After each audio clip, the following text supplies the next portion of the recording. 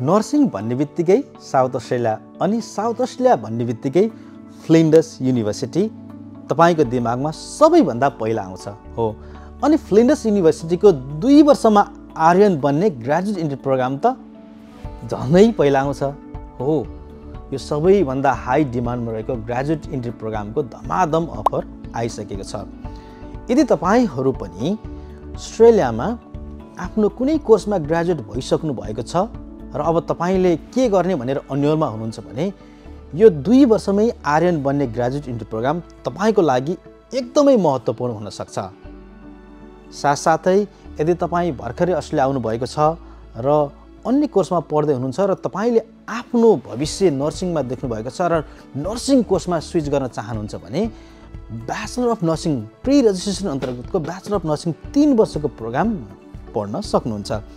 त्यसमा यदि तपाईको एकाडेमिक राम्रो छ भने गो बियोन्ड द स्कलरशिप अन्तर्गत 50% सम्म पनि स्कलरशिप पाउन सक्नुहुनेछ।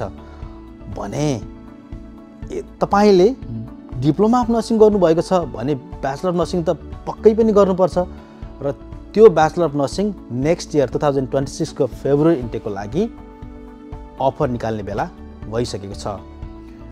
नर्सिङ जस्तो सुनौलो पढाइ उच्च आयदर भएको र माइग्रेसन करियरलाई पनि साथ दिने भएको हुँदा यो सबैको चाहनाको विषय हो। यदि तपाई फ्लिन्डर्स युनिभर्सिटीमा 2026 को लागि यी विभिन्न विधाका नर्सिङ कोर्सको लागि पढ्न चाहनुहुन्छ, अफर निकाल्न चाहनुहुन्छ भने कनेक्ट एजुकेसन एन्ड माइग्रेसनलाई सिधै सम्पर्क गर्न सक्नुहुनेछ। हामी तपाईलाई साथ दिन्छौँ र यदि अन्य कोर्समा पनि अध्ययन गर्न चाहनुहुन्छ भने पक्कै पनि हामी तपाईलाई साथ दिन्छौँ।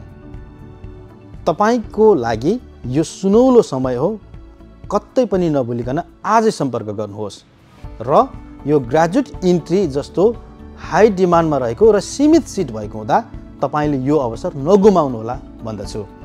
त्यसैले please do visit connect Australian education and migration Adelaide and contact us.